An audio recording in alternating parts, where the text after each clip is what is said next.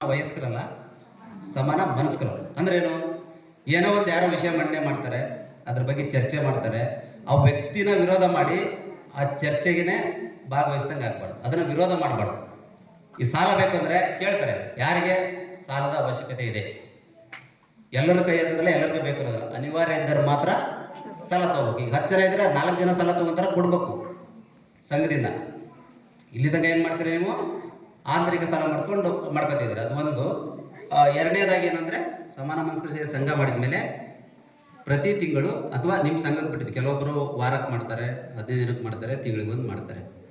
ಪ್ರತಿ ತಿಂಗಳು ಕಡ್ಡಾಯ ಸಭೆ ಮಾಡಬೇಕು. 2 ಮತ್ತು ಸಭೆ ಮಾಡಿದ ಮೇಲೆ ಪುಸ್ತಕ ಬರವಣಿಗೆ ಆಗಬೇಕು. ಪ್ರತಿ ಸಭೆಯಲ್ಲಿ ಏನೇನಾಯ್ತೋ ಅದನ್ನ ಪುಸ್ತಕ ಬರವಣಿಗೆಯಲ್ಲಿ ಆಗುತ್ತೆ. ಇದು 3 ಆಯ್ತು.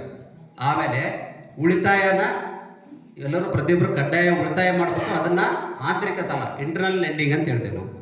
ಆಂತರಿಕ ಸಾಲ ಸದಸ್ಯರಿಗೆ ಸಂಘದಿಂದ ಕೊಡಬೇಕು. ಓಕೆ, ಅದಾದ್ಮೇಲೆ 5ನೇದಿಂದ ಅದನ್ನ ಸರಿಯಾಗಿ ಮರುಪಾವತಿ ಮಾಡಿಸ್ಕೊಳ್ಳೋ ಜವಾಬ್ದಾರಿ ನಿಮ್ದು. ಇದಿಷ್ಟು ಪಾಲನೆ ಮಾಡಿದೆ. ಇವು ಪಂಚಸೂತ್ರಗಳು ಅಂತ ಹೇಳ್ತಾರೆ. ಈ ಪಂಚಸೂತ್ರಗಳನ್ನ ಮಾಡಿದ ಮಾತ್ರ ನಿಮ್ದು ಪರಿಪೂರ್ಣ SSG ಆಗ್ತದೆ.